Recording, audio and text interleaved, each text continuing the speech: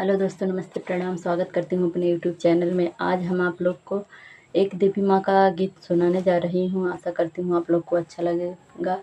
अच्छा लगा तो लाइक, सब्सक्राइब, शेयर और कमेंट करके ज़रूर बताना हमारा गाना आप लोगों को कैसा लगा। काहे ऋषियानु मोरी माई, बतावा तुम्हें कैसे मनाई। काहे ऋषियानु मोरी माई, बतावा तुम्हें कैसे मनाई। कैसे मनाई माई, कैसे मनाई, कैसे मनाई माई, कैसे मनाई। काहे ऋषियाही गयु माई, बतावा तुम्हें कैसे मनाई। काहे ऋषियानु मोरी माई, बतावा तुम्हें कैसे मनाई। पूजा कई विधि नहीं जानी, बतावा तुम्हें कैसे मनाई। पूजा कई विधि नहीं जानी, बतावा तुम्हें कैसे मनाई। बगिया के फुलवा मैया भंवरा जूठा रे, बगिया के फुलवा मैया भंवरा जूठा रे, भंवरा जूठा रे मैया भंवरा जूठा रे। कैसे के तू है चढ़ाई, बतावा मैया कैसे मनाई। काहे ऋषियानु मोरी माई, बतावा तुम्हें कैसे मनाई।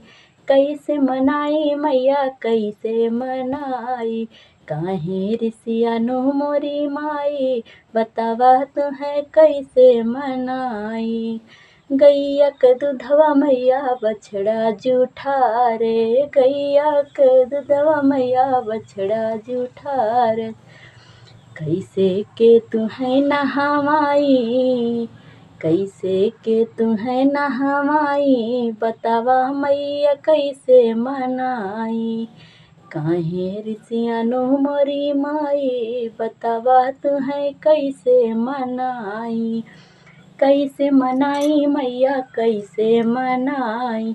काहे ऋषियानु मोरी माई, बतावा तुम्हें कैसे मनाई।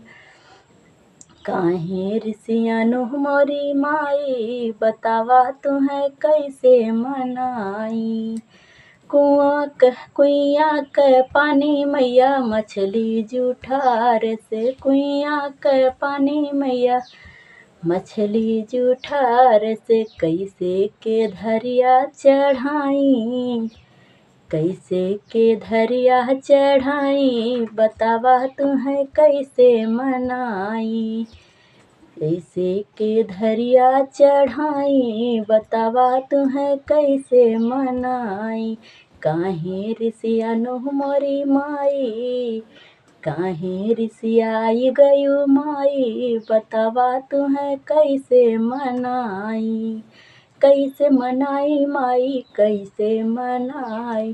काहे ऋषियानु मोरी माई, बतावा तुम्हें कैसे मनाई। पेड़वा के फला मैया सुगना जूठार से, पेड़वा के फला मैया सुगना जूठार से। कैसे के भोगवा लगाई, कैसे के भोगवा लगाई, बतावा माई कैसे मनाई। काहे ऋषियायु मोरी माई, बतावा तुम्हें कैसे मनाई।